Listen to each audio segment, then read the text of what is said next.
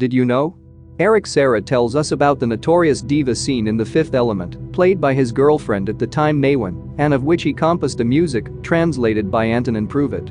In that scene, Maywin plays the diva, but the voice is not hers. It is the one of a true opera singer, the Albanian Invamula. When the scene is shot, she is a young talented soprano, yet her agent was Maria Callas one too, showing if need to be, that she was already a promising artist. Today she is in the world's top 10 sopranos.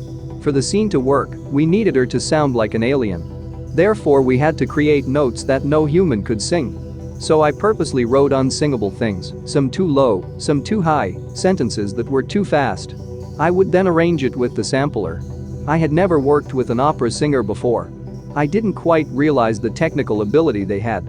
I thought that only 60% of the song was actually possible to sing. In the studio, before even taking her coat off, she started humming from the music sheet.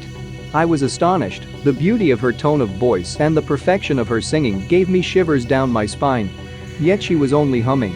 I couldn't believe it. We sat down and she started to sing. I was overwhelmed. She sang 85% of what I thought was technically impossible. I then sampled and edited her voice a bit. It might seem obvious nowadays, but at the time many wondered how I did it. When I explained to them what I was going to do, they didn't quite understand. But they decided to trust me. When the time of the validation came, I was impressed. I was facing Maria Callas and the Austrian conductor Herbert von Karajan's agent and a magnificent opera singer. Very high-ranked people in a musical environment that I knew little about, but for which I had nothing but admiration. Editing it, I felt like a child fooling around with something sacred.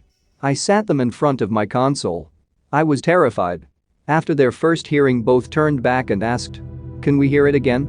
After the second time they turned back again and they were amazed. She said, "How did you do it?"